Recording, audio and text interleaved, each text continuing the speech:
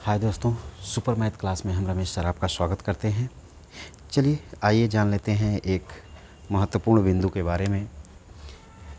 बहुत ही चर्चित बिंदु है जिसका नाम है पहलगाम। ठीक, पहलगाम जान लेते हैं।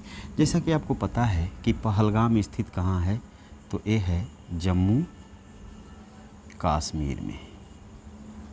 ठीक, जम्मू कश्मीर। अब हम थोड़ा सा एक छोटा सा परिचय जम्मू कश्मीर के बारे में जान लेते हैं, तब जम्मू कश्मीर से हम पहलगाम पर आते हैं। ठीक, तो ये भारत का मैप है, जो कि भारत का बहुत ही जल्दी में हम मैप बना रहे हैं। देखिए यहाँ पर है आपका जम्मू। जम्मू इधर ये है लद्दाख। ये कौन सा प्रांत है? लद्दाख। ठीक, जम्मू के नीचे ये है पंजाब और यहाँ पर है हिमाचल। ठीक, तो आप दिशा परीक्षण यदि पढ़े हैं तो ये जानते होंगे। ये प्लस बन गया, यहाँ पर जो दिशा है वो उत्तर है और प्लस के नीचे जो है ये दक्षिण है। ठीक, प्लस बनाने के बाद प्लस के सामने खड़े हो जाते हैं। जिधर हमारा दाहिना आता है उधर की दिशा हो जाती है पूरब। ठीक, अब हमने ये प्लस बनाया, सामने खड़ा हो गए। अब सामने खड़ा होने के बाद इधर दाहिना आ रहा है तो ये दिशा हो गई पूर्व। 4 में से 3 दिशाएं निर्धारित हो गई, तो जो बचा वो क्या बचा? पश्चिम। अब एक चीज़ जानिए दोस्त, जो दिशाओं का निर्धारण होता है ना, वो उत्तर और दक्षिण से होता है। तो जब भी इनके कोने का नाम पढ़ते हैं, जैसे इस कोने का नाम पढ़ना है तो इस पहले उत्तर उसके बाद पश्चिम।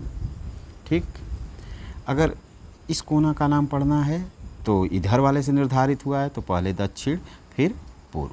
ठीक ना, इस कोने का नाम पढ़ना है तो दक्षिण अब पश्चिम।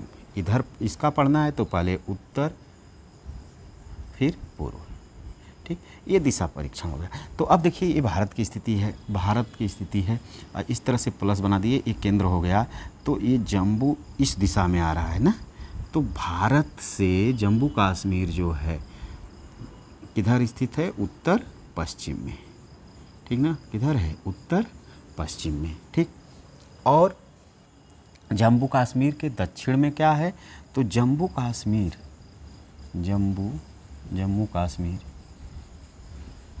के देखिए दक्षिण में जो है पंजाब है और हिमाचल है।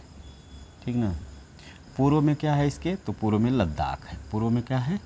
लद्दाख। पूर्व में है लद्दाख। ठीक ना, पूर्व में क्या है? लद्दाख। अब आइए इसके प्रशासनिक के बारे में जान लेते हैं।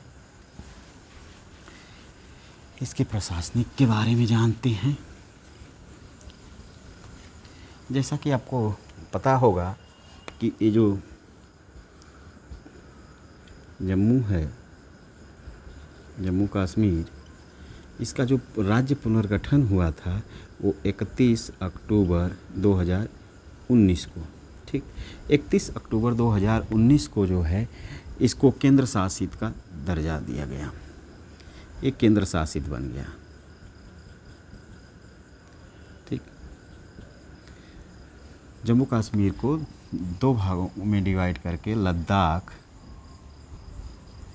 और जम्मू नाम से जो है 2 केंद्र शासित प्रदेश बनाए गए। ठीक, भारत में कुल कितने केंद्र शासित प्रदेश हैं? तो कुल 8 केंद्र शासित प्रदेश हैं। उसमें सबसे बड़ा जो है लद्दाख है, दूसरे नंबर पर जम्मू कश्मीर है, सबसे छोटा जो है वो लक्षद्वीप है। ठीक, तो ये जम्मू कश्मीर जो है 31 अक्टूबर 2019 को इसका पुनर्गठन करते हुए इसको केंद्र शासित का दर्जा दे दिया गया। ठीक, अब केंद्र शासित है, लेकिन जो है दिल्ली और पांडुचेरी की तरह यहाँ भी विधानसभा का गठन है।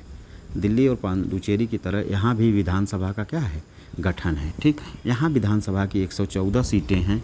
लोकसभा की सीट की बात किया जाए तो लोकसभा की सीट है 5 और राज्यसभा की बात किया जाए तो राज्यसभा जो है 4।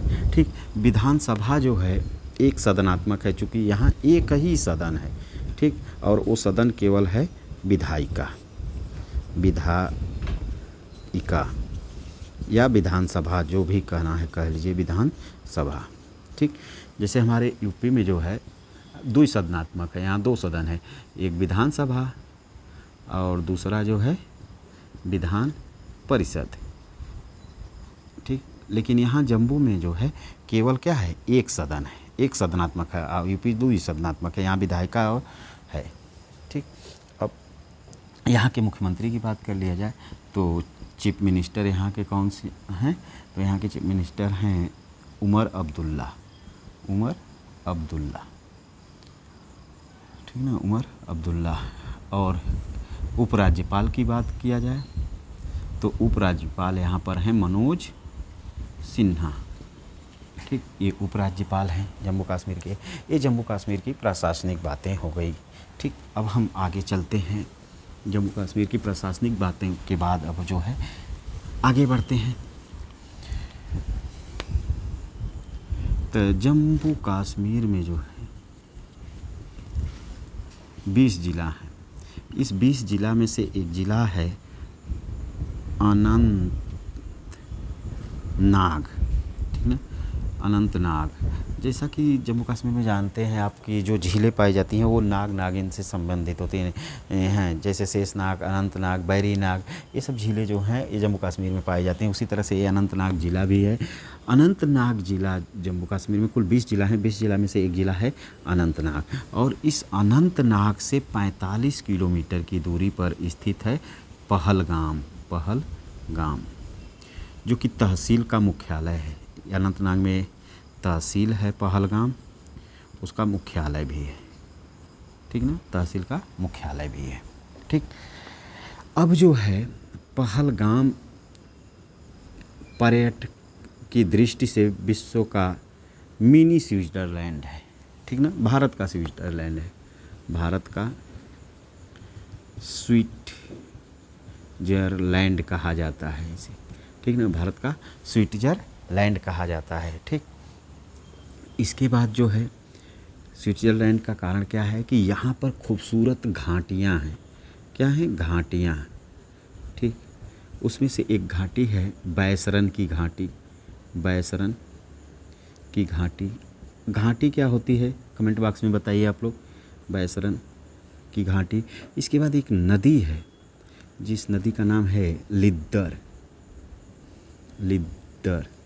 लिद्दर नदी जो है दो पहाड़ों के मध्य जो है प्रवाहित होती है, बहुत ही खूबसूरत नज़ारों के साथ जो है ये दो पहाड़ों के मध्य जो है प्रवाहित होकर आती है। ये दो पहाड़ हो गए, इसके मध्य से ये आती है प्रवाहित होकर, और इसके किनारे बहुत सारे होटल बने हैं जो कि पर्यटकों के ठहरने के काम आते हैं, ठीक।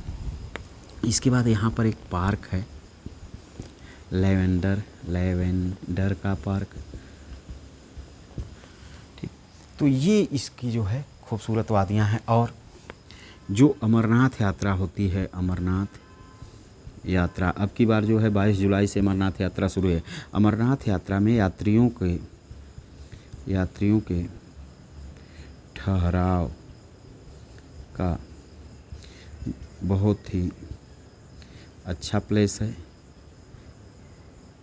अच्छा स्थान है ये पहलगाम। लेकिन जो है एक बहुत ही दर्दनाक घटना होती है पहलगाम में, जो कि पहलगाम से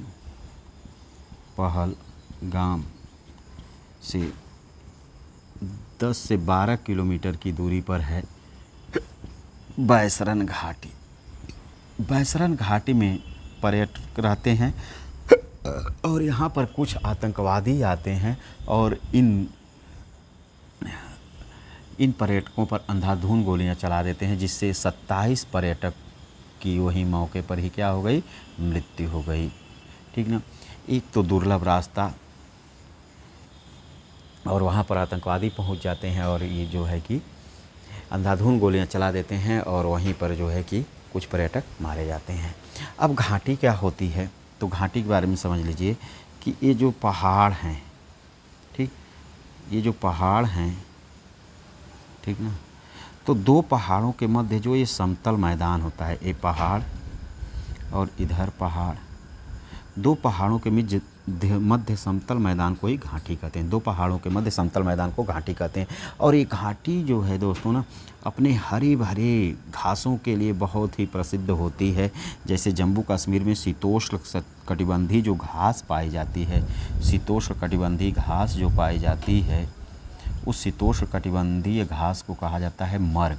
जैसे आप नाम सुने होंगे सोनमर्ग और गुलमर्ग, सोनमर्ग गुलमर्ग, ठीक ना, ये नाम आप लोग सुने होंगे सोनमर्ग और गुलमर्ग का। तो एक जम्मू कश्मीर में शीतोष्ण कटिबंधीय जो घास के मैदान होते हैं उन्हें मर्ग कहा जाता है। शीतोष्ण कटिबंधीय घास के मैदान यानी कहने का मतलब ये है कि जो ये अक्षांश रेखाएं हैं, इन अक्षांश रेखाओं के मध्य जो ये दूरी पाई जाती है इन्हीं को कहा जाता है कटिबंध, अर्थात दो अक्षांशों के बीच की दूरी को कहा जाता है कटिबंध।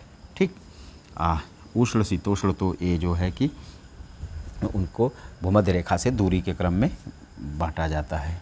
ठीक, तो ये था आपका पहलगाम। और एक चीज़ दोस्तों कि ये जो जम्मू कश्मीर की राजधानी है ना, ये जम्मू कश्मीर की राजधानी जो है वो दो ठे है। जम्मू कश्मीर की राजधानी जो है दो है, एक है जम्मू और दूसरा श्रीनगर। श्रीनगर, ठीक, श्रीनगर जो है राजधानी मई से लेकर अक्टूबर तक रहती है, अक्टूबर तक। ठीक, जबकि जम्मू में जो है अप्रैल से लेकर नवंबर तक। ठीक, मतलब उल्टा हो गया, नवंबर से लेके अप्रैल तक, अक्टूबर के बाद